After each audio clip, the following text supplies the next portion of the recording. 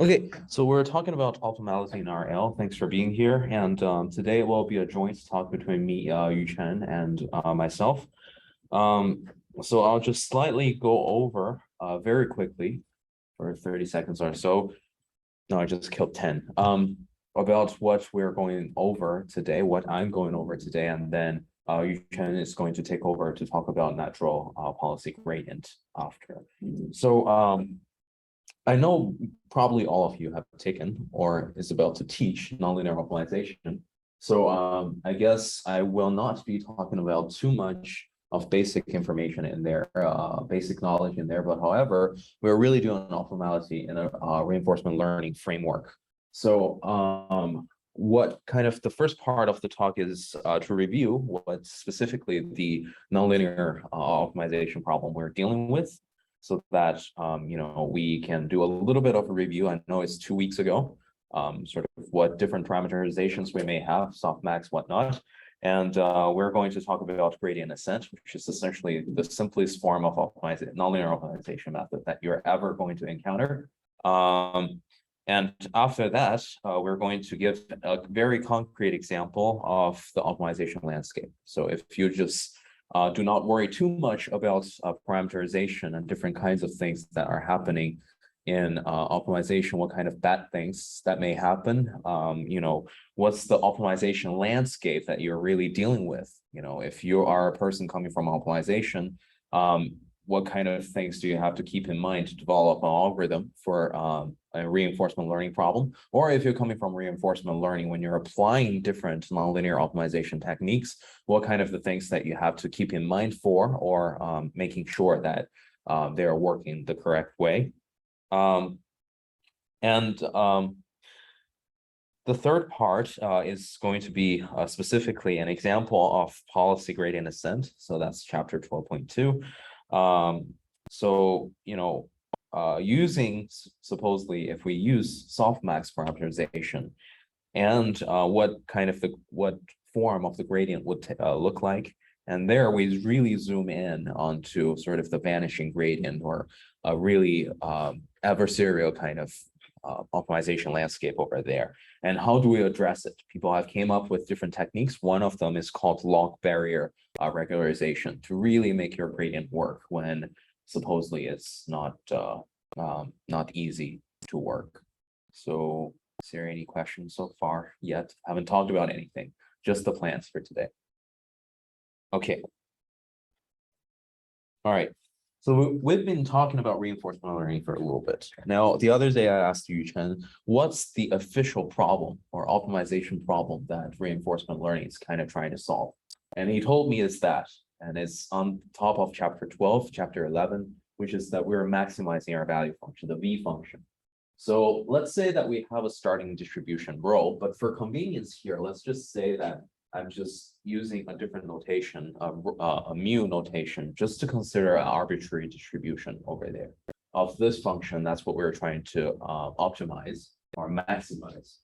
Over here, the parameterization we're picking is by theta, and they belong to this big theta space.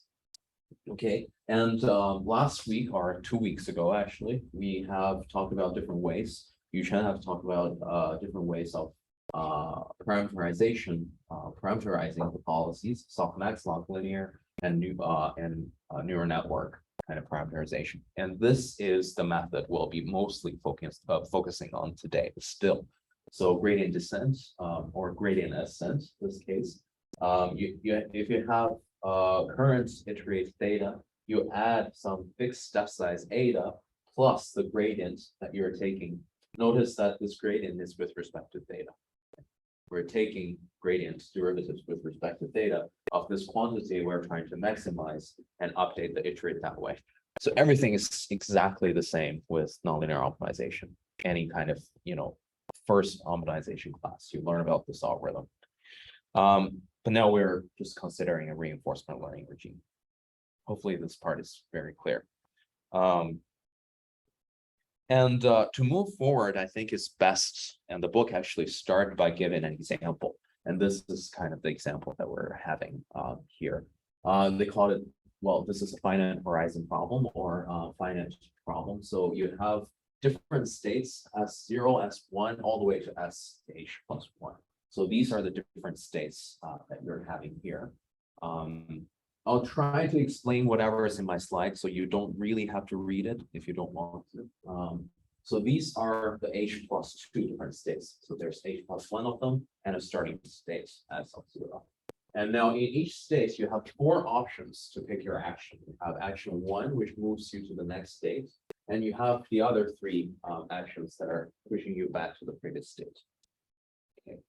And then the only part of the reward that comes in from this problem is at the last node. So basically, if you were able to traverse through this whole states and get to that state, get to the final state, you get a reward. Otherwise, everywhere else, reward is 0. So what I put in my mind is that if I have somehow annoyed my partner and I'm trying to say the right thing so that she's not, or she's not mad at me, I'll have to go through a sequence of correct actions so that eventually I get my reward. She's no longer mad at me, right? So knowing myself, there's only one thing that you could say at each state that would move you towards the right direction. Otherwise, you get pushed back. She's in a worse mood and things are not well. Okay. So we're considering for this system, we're considering a deterministic policy. What does that mean? It means that we have a fixed probability for each of the actions that we take. Okay, so let's say that I parameterize the probability of me saying things A1 with beta 1 in this state, and then A2 with beta 2, probability of A2 with beta 2, probability of A3 with theta 3, and then I can only take one other option. So wait, I don't have to parameterize A4. So the probability of me taking this action A4 is 1 minus theta 1 minus theta 2 minus theta 3. That makes sense? Okay. So how many parameters are there in the system to optimize? By the way, this is called a direct parameterization of the problem, which means that I associate each of the actions with a probability theta. How many are there? 3H, like 3 number of states, essentially. Yeah. Okay. So these are basically repeating the things I've just said. So are we clear with the game? I guess the one thing to know is that no matter where you are in this game, your reward is 0, except at the last point. Okay, which is, if you think about it in an optimization setting, your objective function is 0 in some sense, and then there's 1 at the end of the sequence at a very limited manifold of the whole space that you're able to explore. How is it that your algorithm have a chance to converge? To me, that's a little bit difficult. And indeed, that is the case. So essentially, we're going to see theoretically, if you do it this way, what's the kind of the optimization landscape will look like? How far are you from the optimal solution? And then the next part of it will discuss how do people deal with it. Okay. Any questions so far? I may not be able to answer them. You can still ask. Okay. All right. We directly jump to a proposition while we're still on that topic, that one sequence problem. So let's say we have the above MDP, and then we are considering a specific discount factor. Gamma is equal to H divided by H plus 1. And direct policy parameterization, essentially what we said, that we have 3, or the number of states, 3 times the cardinality of the S parameters. And suppose that theta is such that it's between 0 and 1 component wisely, of course, right? Because there are probabilities of you taking a specific action. How can they not be 0 within 0 and 1? And then let's say there's a policy where each S and A1 is less than 1/4. So the chance of me saying the wrong things, saying the right things is always less than 1/4. That kind of a policy. Let me make sure that I'm not confusing myself. So the probability of you moving, taking action A1, moving from a previous state to the next state is less than A1. Let's say there's a policy like that, and of course there is. can attribute one, the probability of moving to the right to be of probability 1/8, and then you go to the next state. Right? That's one policy that's under consideration here. Such that for all k, let's say k is just a number for now. By the way, it is the kth order derivative, as we will also see. Right, so k is equal to 1, that's the gradient. K is equal to 2, that's the Hessian that we're going to say. So for k is less than this number. This number is quite large because it's log of the base, and then h linear on the top over there. For this relatively large number, we have that the kth order derivative of the value function is bounded by this. This is a relatively small number, by the way.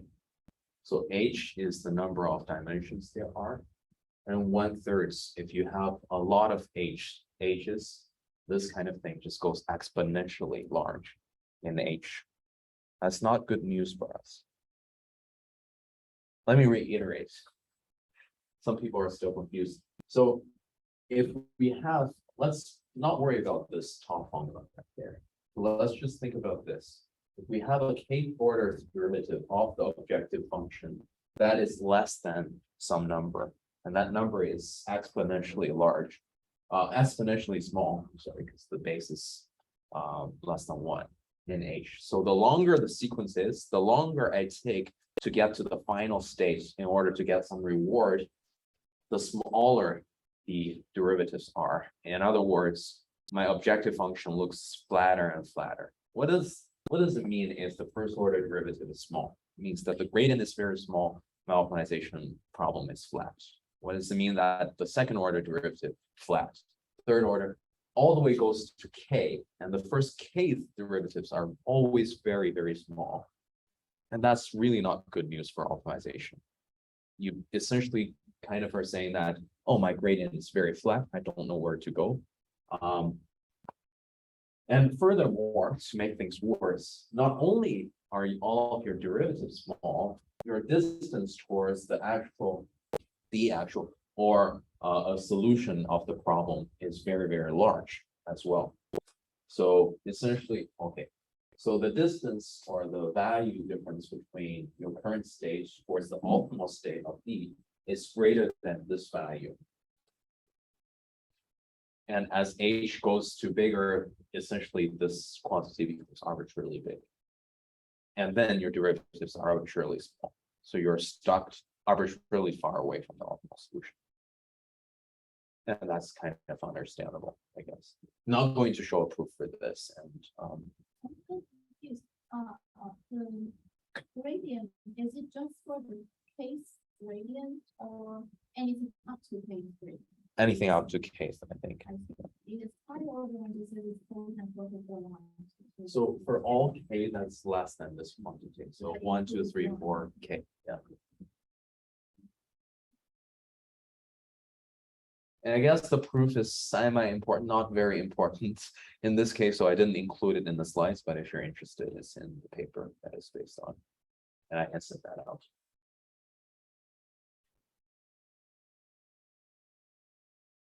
Let me just recap a little bit. If we directly parameterize the parameters, right? So each of the actions, I have a probability of picking it. And then I use the naive gradient ascent updates that is over here. And I use this quantity. Then the first k derivatives are always small, and then arbitrarily far away from the goods, from a good solution.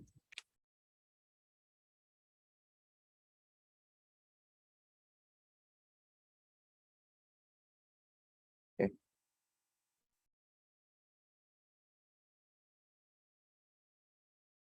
Nobody's making eye contact with me, so I'll just move on. Okay, so now rather than picking a direct parameterization, you would say, okay, what if we do a little bit of more sophisticated thing? Let's do a softmax. Great, and that's the softmax parameterization just talked about 2 weeks ago. And on this slide, all there is is essentially giving you the some of the calculated quantities there are, right? Sorry, Go ahead. I have a question about the previous one. So Yeah. I'm just trying to understand why this would happen. Why direct parameterization not doesn't work. Yeah, because that would it's basically by direct parameterization we can get all possible, policies. Sure. Yeah, so to me, it seems like we can always find the optimal solution, but the proposition shows that that's not the case. Can you ask your question one more time? I think there's Yeah. one sentence that I didn't understand. So basically, my question is why this would happen in this case? Why direct parameterization doesn't work?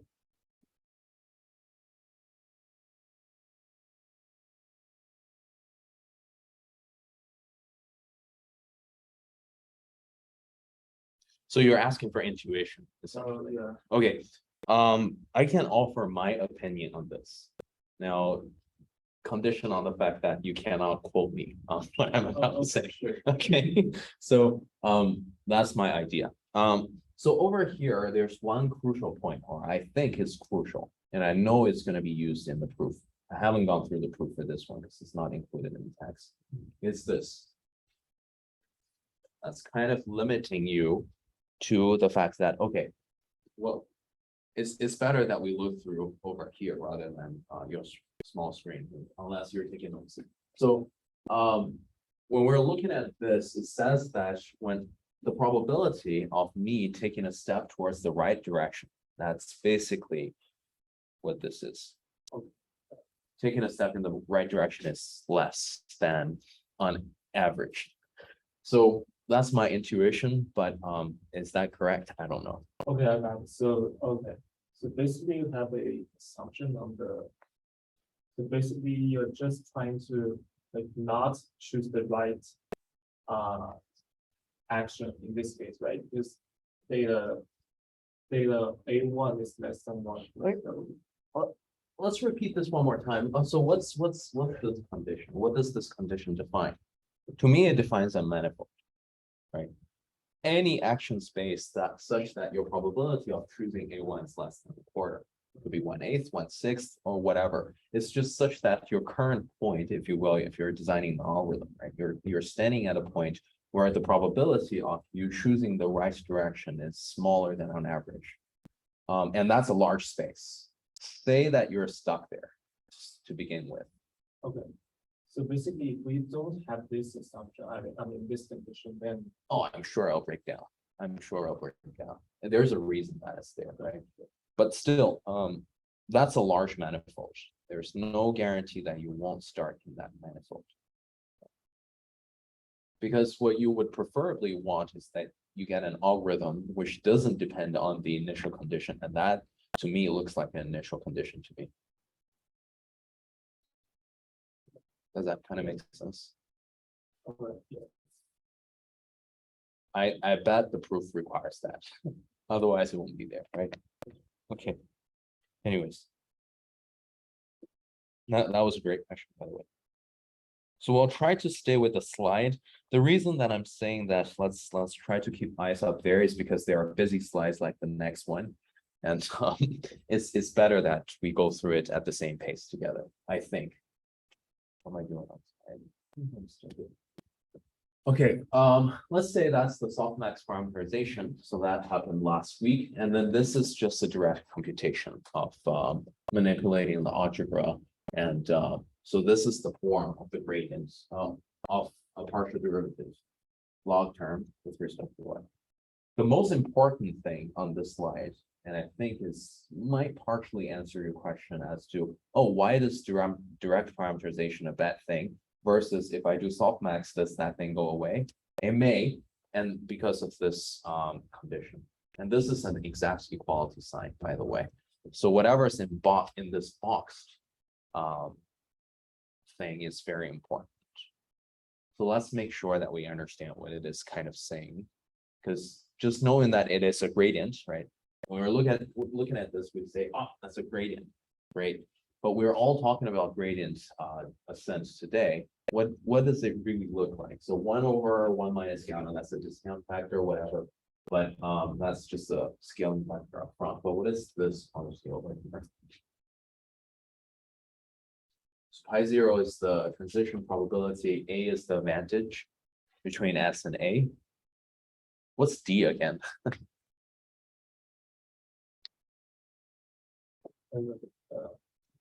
Yeah.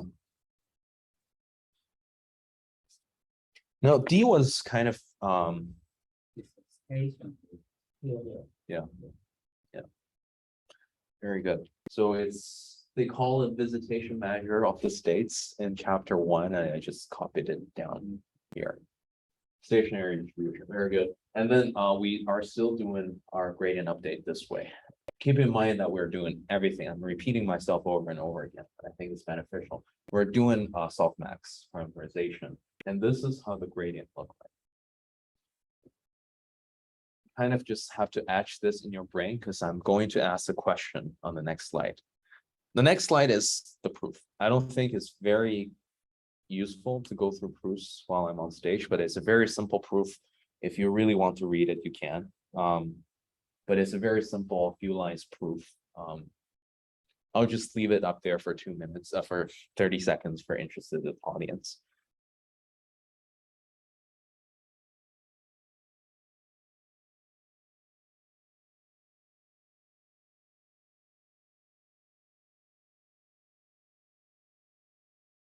So essentially what it involves is basically last week, we already talked about what the gradient expression is for the activation advantage form, and you substitute that in. Whenever you see an expectation sign hit by an indicator function, you get the distribution of, and just plug and chug and compute the quantity that way.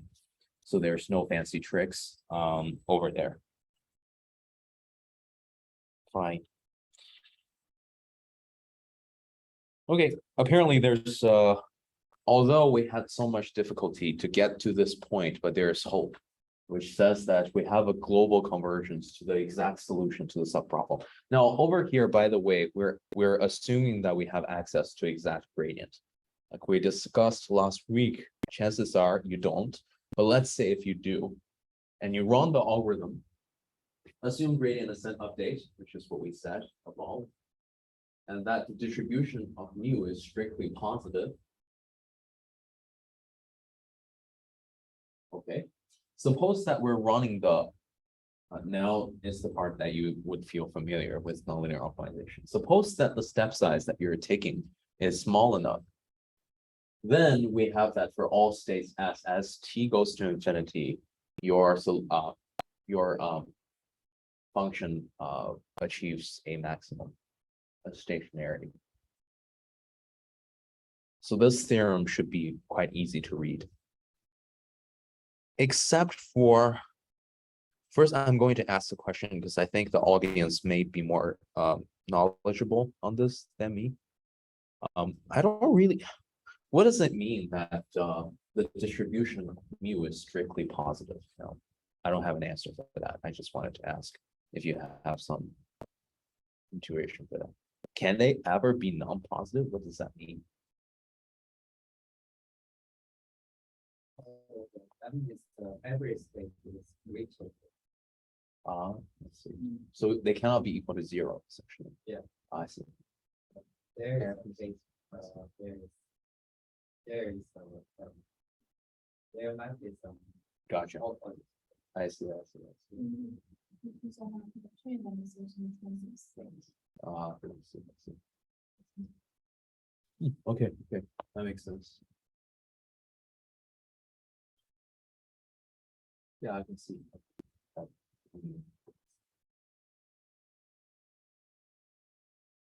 Okay, other than that, are we good? Because I'm going to ask a question.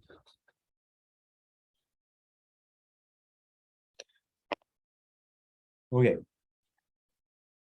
No questions, okay. What is- The is it the discount factor? Um, yeah, doesn't it look kind of interesting? Yeah. Because normally would say something over Lipschitz constant, and this is, yeah, I think this might just be the conditioning of the problem. I may be wrong, but I think, yeah.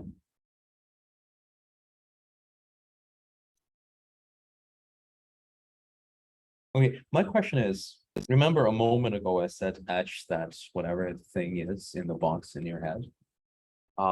Okay. Let me ask this. If we have a deterministic policy, what does this thing look like? What is this equal to? If we have a deterministic policy. What does it mean by having a deterministic policy? One element that is non-zero. Yeah. Among all the states. Yeah. But think in terms of V's and Q's. Oh, Yeah, still, okay. You know the answer, but don't spoil it for the other.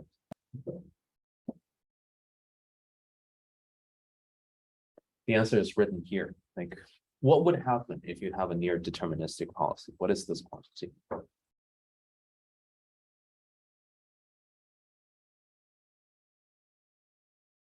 Okay. If you have a deterministic policy, what's the difference between V and Q?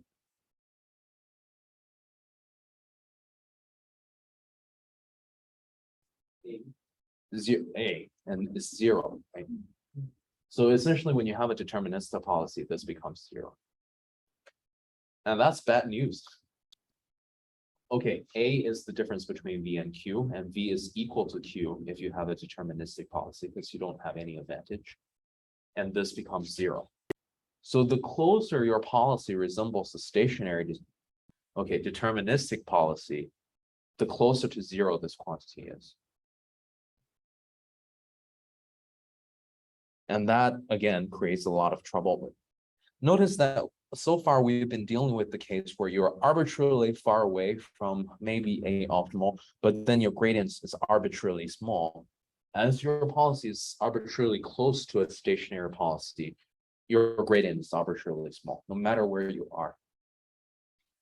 Okay, that's I guess, the most important thing in my overall talk. I guess if there's one thing you remember, that's that.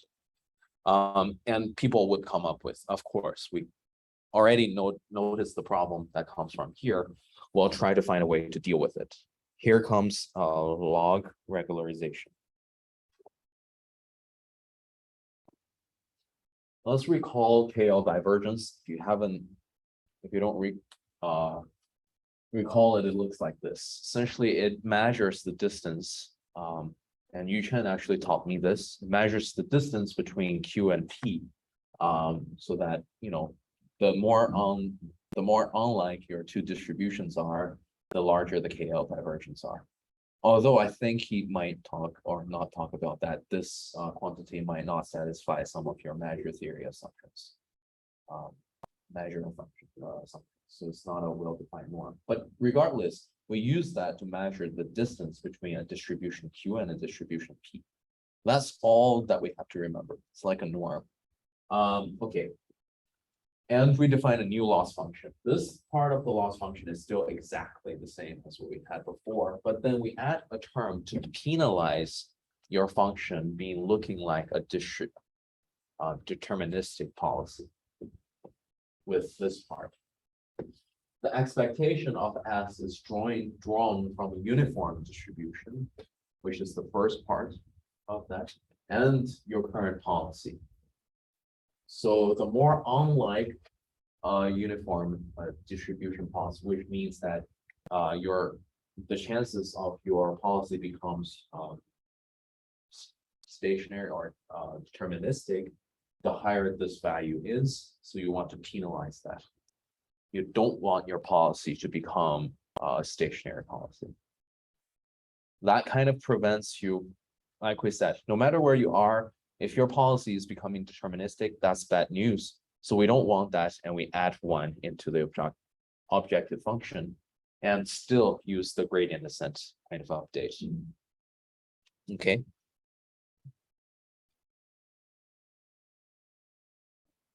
This is the theorem that is able to guarantee. Let's see if we understand that.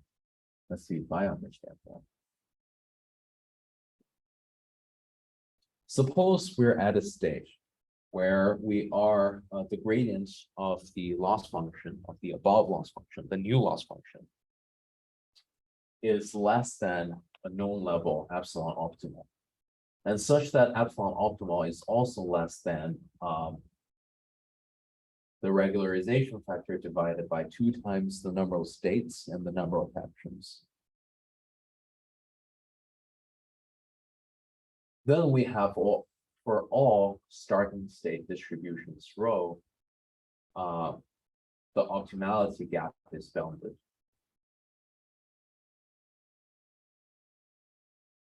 Meaning that, so your distance between your current state and a optimal state, is less than this quantity. So you're this close to the actual optimal. The question is, what is that? Go ahead. So what is the Mu is the initial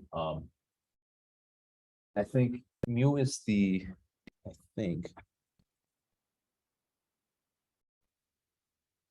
first page. Mu is this other arbitrary distribution that you're considering over. That's a great word. Arbitrary distribution. so it's arbitrary distribution, it's not the initial. It's kind of in the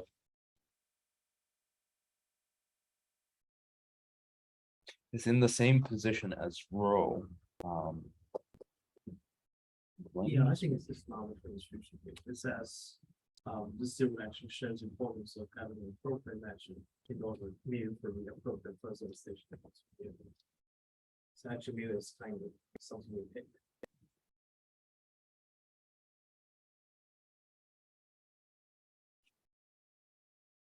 And rho is the mu you said before. Yeah.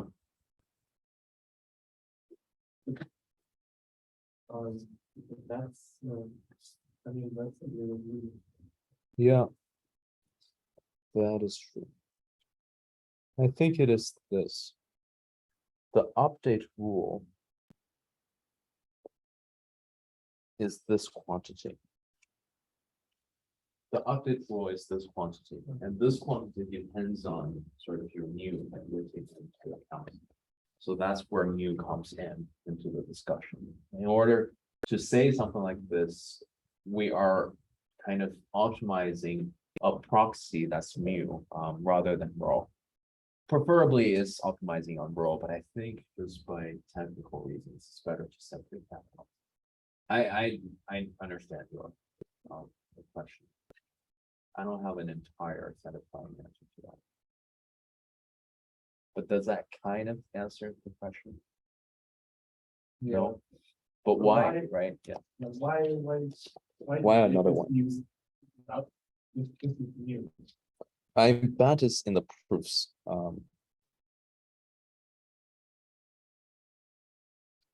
I bet it's in the proofs. So since nobody else spoke up, I guess I'll have to find a better answer for that. We refer to this quantity. We refer to this quantity over here as the distribution mismatch coefficients. The above theorem, this theorem, shows the importance of having an appropriate measure mu in order for the approximate first order stationarity points to be optimal.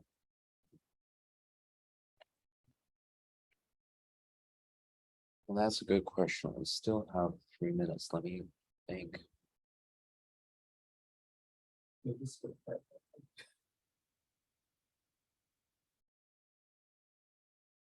I see. Okay. I may be wrong again. I'm basing all my knowledge from this book. But in order to evaluate this quantity, you can think of mu as a representative, a proxy for rho, and that's basically what we said. And in order to compute this note that this is a number. In order to generate this number or this gradient number, you have to have a realization of rho, or you basically have to draw your sample from somewhere. And mu is the drawing sample, if you will. So it's kind of like a training set of your rho is the test set or the entire set, and mu is a proxy for that, which is a training set. So you're basically saying that if I have to draw my samples from this mu distribution, which is limited, and mu has to be a good proxy of what my stationary distribution is. That's my understanding, but okay. And I think I'll be done after this, so I should have 30 minutes for each. Okay. Sounds good. Iteration complexity for log barrier regularization. So this is just a number. Let's revisit this some more, and this gives you sort of the update iterate that you need to use. Learning rate. Eta is equal to 1 over some beta of lambda, and beta of lambda is this. Okay, lambda is equal to this. Follow the gradient is set with a specific penalty parameter, specific regularization parameter, as we said. Well, remember that hits the KL divergence, which defines how much you're penalizing your policy away from a uniform distribution. And for all starting states distribution rho, we have that whenever we run the algorithm for long enough, this is just a bunch of stuff, then our optimal gap is less than epsilon.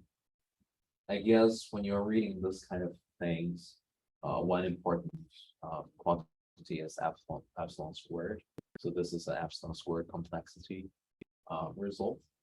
And I would highlight sort of the different dependence that you have over here.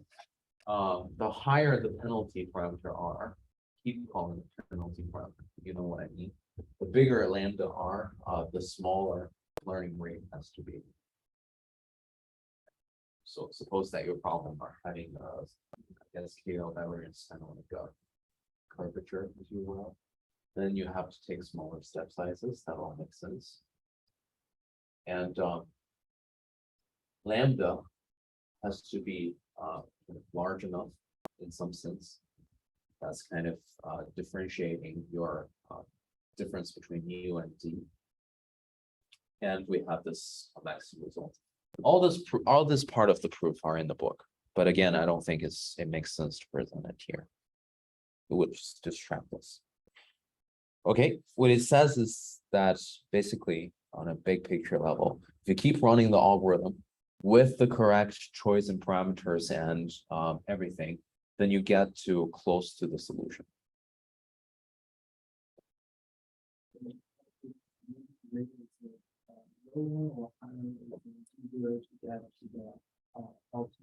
That's a great question. Over here, we're using a fixed parameter.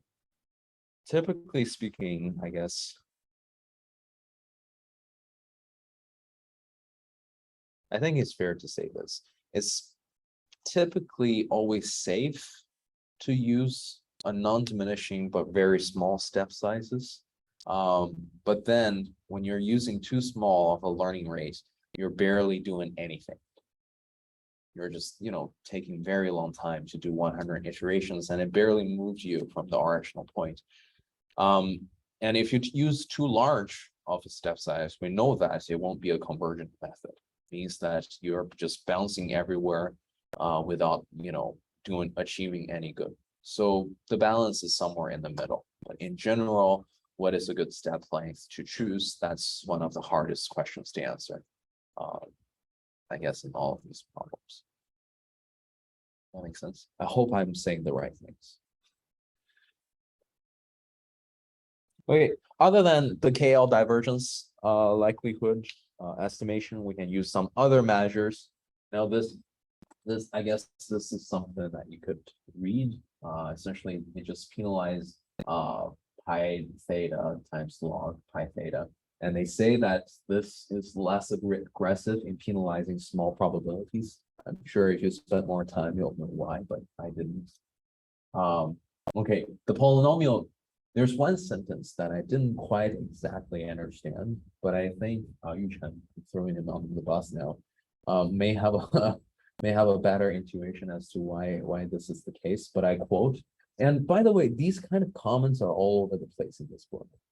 I'm just, sometimes they say stuff and I don't understand them and I just glance by, and like the time with mu and rho, it would be much easier if they provide some kind of examples and I'll understand better, but I don't. Okay, over here they said the polynomial convergence rate using the log barrier KL regularizer.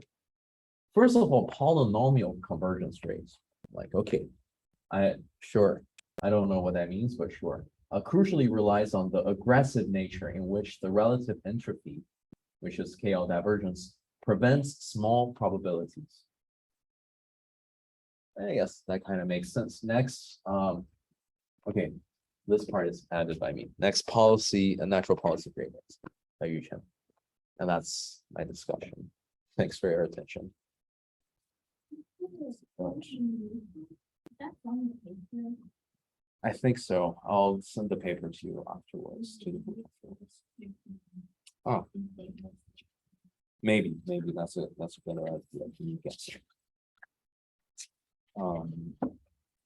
That's ARCLA D, I think. ARCLA 2020 D. Yeah. So, oh, by the way, all of this chapter kind of follows from that paper, and this is kind of fun, I guess. All right, I'll stop share and stop record. By the way, Yuchen, do you want to continue to use this laptop or use yours? I think it may be better to use yours, right? Okay. Stop recording.